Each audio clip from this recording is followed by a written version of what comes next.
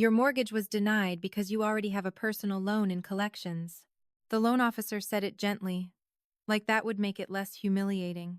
I was sitting across from her with a folder full of pay stubs, bank statements, and the pre-approval letter I had kept on my fridge for 3 months. I had already measured the windows in the condo I wanted. I had already imagined my first real dining table by the balcony. Then she turned her screen toward me and showed me a debt for $32,000 under my name. I said, "That isn't mine." She looked uncomfortable. "It has your social security number, your date of birth, and a copy of your ID." 3 days later, my mother cried in front of half our family and told everyone I had ruined my own credit with gambling apps, shopping, and lies. I said only one thing: good to know. By the time my little brother sat down to sign for his new apartment, my mother still thought I was coming there to apologize. She did not know the lender had pulled the verification call. She did not know the voice on that call was hers. And she definitely did not know the money she borrowed in my name had left a trail straight to my brother's down payment. I was 30, tired, and finally close to getting something of my own. So when the loan officer told me about the debt, I laughed at first. Not because it was funny, because it was too ridiculous to be real. I asked for the lender name. I asked when the loan had been opened. 7 weeks earlier.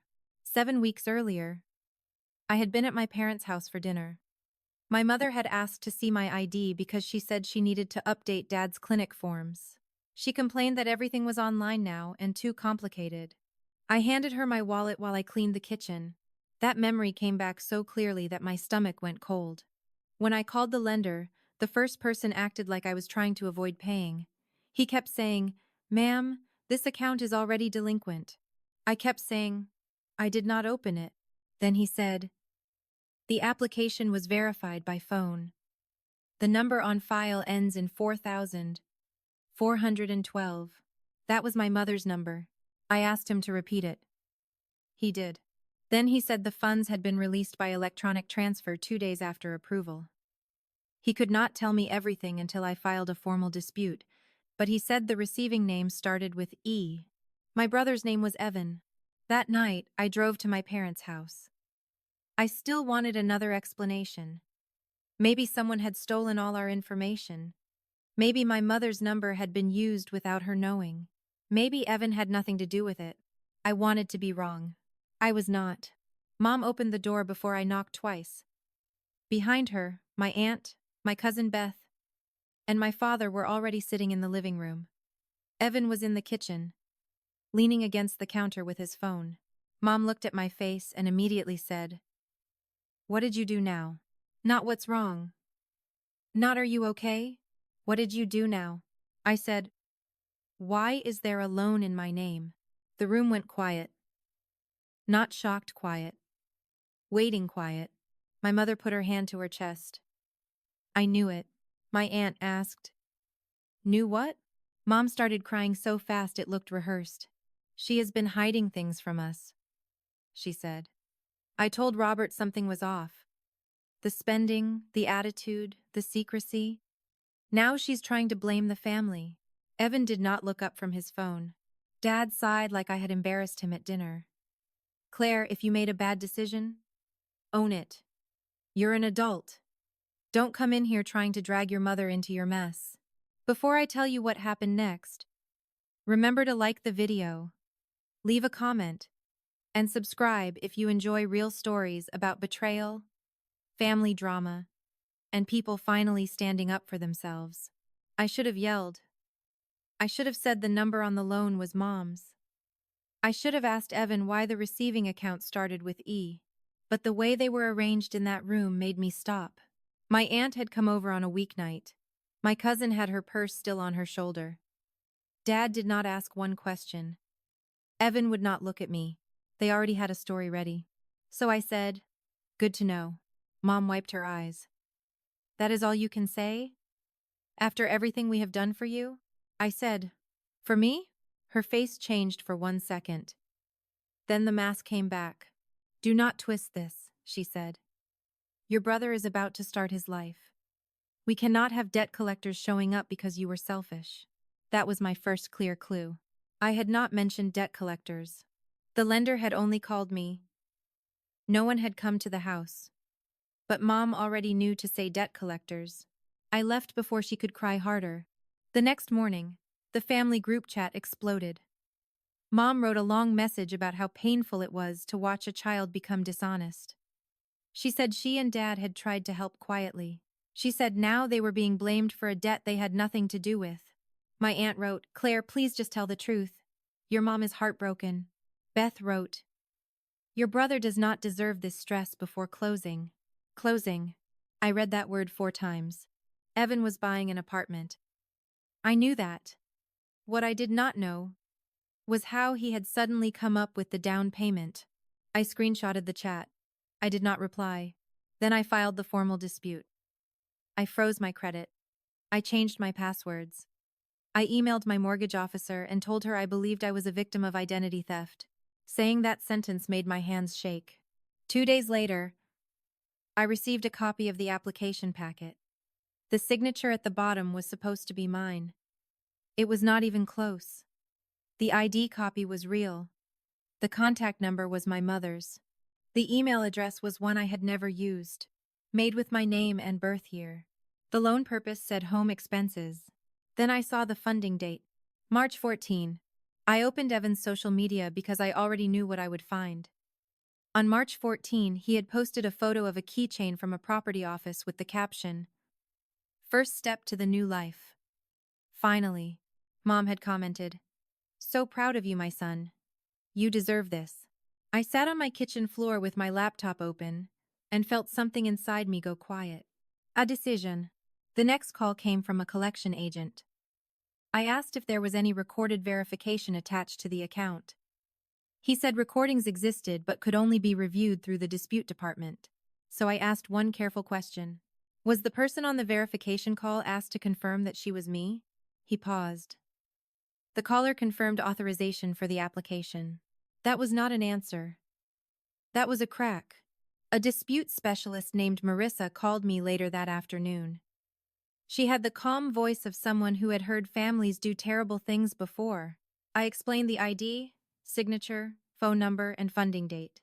I told her I believed the loan money had been used for my brother's apartment. She listened without interrupting.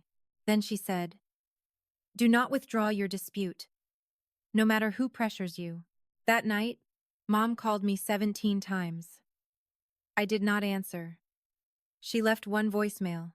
"Claire, you need to stop this before you destroy your brother's closing. If this falls apart, it is on you." I saved it. The next morning, Dad texted, "Your mother has not slept. Come over tonight and fix this." I wrote back, "Fix what?" He replied, "You know what. Sign whatever they need so the account stays out of Evan's situation. We will talk later." There it was again. Evan's situation. Not my stolen identity. Not my ruined mortgage. Not my credit report with a debt I never touched. By then, my own mortgage was paused. The seller of the condo I wanted gave me 5 business days to clear the issue, or they would move to the backup offer. I drove past the building that night and saw lights on in another unit. I imagined someone else living there, because my mother had decided my future was less important than Evan's image. That was when I stopped being sad first. I got practical. I printed the application packet, the credit report, Evan's March 14 post, and the family group chat. Then I put everything in a plain folder. On Friday morning, Marissa called again.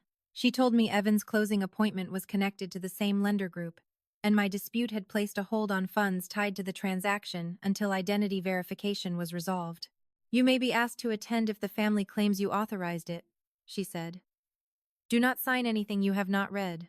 An hour later, Mom texted, "Be at Oak River Title at 2 p.m. Wear something decent. Do not make a scene. Just say you allowed the loan and got confused. This is for the family." I wrote back, "I will be there." She replied with a heart emoji. Oak River Title was in a glass office building with a fountain in the lobby. It looked too clean for the mess we brought into it. Evan was wearing a new navy suit. Mom stood beside him, holding a folder like she was his manager. Dad was there too, jaw tight, eyes avoiding mine. Evan's girlfriend, Mia, stood near the window. I had always liked her. She looked nervous, not angry. Mom squeezed my arm hard enough to hurt. Do not embarrass us. A woman in a gray blazer stepped out of a conference room. It was Marissa. I knew her voice before she introduced herself. Claire? Thank you for coming. We need to resolve an identity verification issue before this closing can proceed. Evan laughed too quickly. It's just a misunderstanding. My sister gets dramatic about money. There it was. The same story. Now in front of strangers. Mom smiled at Marissa with fake warmth. Claire has been under stress. She agreed to help her brother, then regretted it. You know how siblings can be. Marissa did not smile back. She led us into a conference room. On the table were closing documents, a pen, a speakerphone, and a file with my name on it. Mom sat beside Evan. Dad sat on his other side. I sat across from all three. Mia sat at the end of the table. Marissa opened the file. For the record, she said, Claire has disputed the personal loan opened under her name. Before we proceed with any related transaction, we need to confirm whether she authorized the application, the transfer, or the use of those funds. Mom jumped in. She did. She just does not want to admit it now. Marissa turned to me. Claire, did you apply for this loan? No. Did you authorize anyone else to apply for it using your identification? No. Did you receive the funds? No. Evan leaned forward. Claire, stop. Seriously. This is not the time. I looked at him. Then when is? Mom made a wounded sound. Do you see? She is punishing him because he is finally doing well. Mia looked at me then. Not with anger. With doubt. Marissa slid one page across the table. This is the application signature. I placed my driver's license and an old signed tax form beside it. Hit one. The signature on the loan application does not match Claire's known signature, Marissa said. Dad looked at it and frowned. Mom said, People sign differently when they are in a hurry. Marissa continued. The phone number used for verification ends in 4,412. Mrs. Palmer? Is that your number? The room went still. Mom's face changed. It is the family number, Dad said quietly. Linda. Mom snapped. What? I handled paperwork because Claire is always busy. That does not mean anything illegal happened. Hit 2. Marissa pressed a button on the speakerphone. We are going to play a relevant portion of the verification call. Mom stood up. I do not consent to being recorded. Marissa looked at her calmly. The call disclosed that it was being recorded. The caller continued. The recording began with a beep. A customer service voice said, Can you confirm that Claire Palmer has authorized this personal loan application? Then my mother's voice filled the room. Yes. She is my daughter. She asked me to help because she is at work. She knows about it. She wants the funds sent today. Mia covered her mouth. Dad leaned back like someone had pushed him. My mother stared at the speakerphone as if it had betrayed her. Marissa paused the recording. No one spoke. I did not have to explain anything. The voice did it for me. Mom recovered first. I was helping her. She asked me to. Claire, tell them. I said, No. Her eyes sharpened. Do not do this to your brother. Do not lie. Not tell the truth. Do not do this to your brother. Marissa turned another page. Hit 3. The loan funds were transferred on March 14, she said. They were not transferred to Claire. They were transferred to an account used for Evan Palmer's apartment deposit, Mia whispered. Evan? Evan rubbed his forehead. I was going to pay it back. The fake story did not crack. It disappeared. Mom grabbed his arm. Do not say another word. But he had already said enough. Dad stared at him. You knew? Evan looked at Mom, then at me. Mom said Claire would get approved easier. She said it would only be temporary. Mia stood up so fast her chair scraped the floor. You used your sister's identity for our apartment? Evan reached for her hand. She pulled away. Mom pointed at me. This is exactly what I mean. She always has to make herself the victim. Families help each other. I opened my folder and took out the printed group chat. Hit 4. I placed it in front of Marissa, then turned a copy toward Dad and Mia. This is what she told the family, I said. That I was gambling, shopping, lying, and trying to blame her for my debt. Mia read it. Her face went red. Dad read it slower. His hands tightened around the paper. My mother whispered, "Claire," I said. "You told everyone. I was destroying the family because I would not quietly carry the debt you created." She tried to cry then. "I was trying to protect my son," she said. I said, "I am your daughter." That was the only sentence I almost did not get through. Marissa closed the file. The closing cannot proceed today. The funds connected to the disputed loan are under review. The transaction is frozen until the identity theft claim is resolved. Evan's head snapped up. "What?" Mom turned white. "You cannot do that. He will lose the apartment." Marissa said, "The issue is not the apartment. The issue is that a loan was opened under Claire's identity without her consent." Mia grabbed her purse. Evan followed her into the hallway, pleading. I heard her say, "You let your sister take the fall for our home." Then the elevator doors opened and closed. Evan came back alone. That was the first consequence. Mia left before he signed a single paper. The second came 5 minutes later, when the title coordinator said the seller would not hold the unit without verified funds. Evan kept asking for another option. Mom kept saying this was family business. The coordinator looked at her and said, "Not anymore." The third came when Dad stepped into the hall and called my aunt. "I heard enough. Linda lied," he said. "Do not send anything else in that group chat." Mom heard it too. For the first time, she looked less angry than afraid. Then she turned back to me for one last try. "Claire," she said softly. "Please. I made a mistake. But if you keep pushing this, your brother's life is ruined. You can recover. He cannot." There it was. The family math. My damage was recoverable. His consequences were tragedy. I said, "My mortgage was denied." She blinked. "What?" "My mortgage was denied because of the debt you put in my name. The condo I saved for is going to a backup buyer if this is not cleared." Dad whispered, "Oh my God." Mom looked annoyed. "Not sorry. There are other condos." That sentence broke whatever small, stupid part of me was still waiting for my mother to become my mother again. I picked up my folder. "There are other sons too," I said. "But you only ever chose one." Then I turned to Marissa. "I want to continue the dispute. I did not authorize the loan. I want written confirmation that I am not responsible for it." Marissa nodded. "We will proceed." Mom grabbed my sleeve. "Claire, don't you dare walk out." I looked at her hand until she let go. Then I walked out. The family group chat started moving before I reached the parking lot. Beth deleted 2 of her messages. My aunt wrote, "Linda, what is going on?" Then Dad wrote one sentence I never expected to see. "Claire did not take out that loan." My mother left the chat. That was the 4th consequence. The 5th came the next morning when Mia sent me a message. "I am sorry. I believed what they said. I did not know." Then she added, "I canceled the move-in. Evan told me your mom said you would get over it once the apartment was secured." I sat with that message for a long time. Not because I needed more proof, because there is a specific kind of pain in learning people discussed your life like a temporary inconvenience.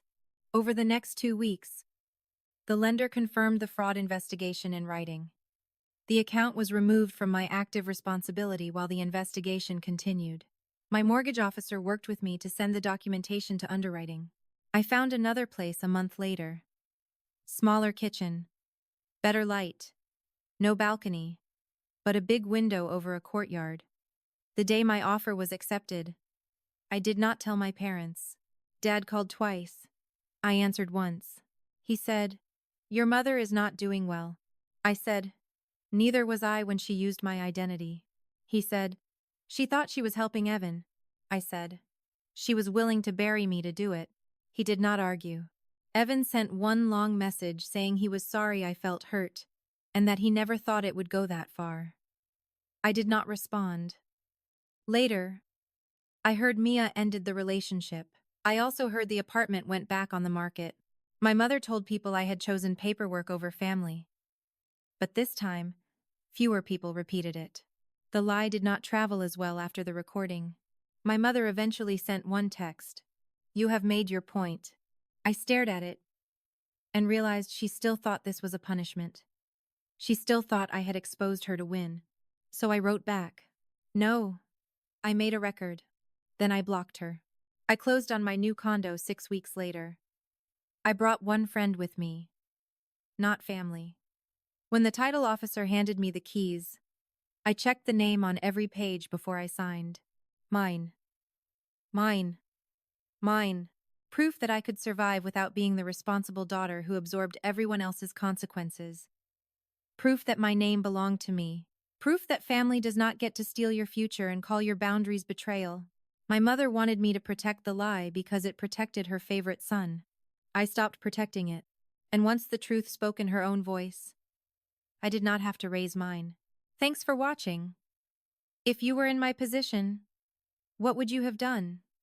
Leave your thoughts in the comments, like the video, and subscribe for more stories like this.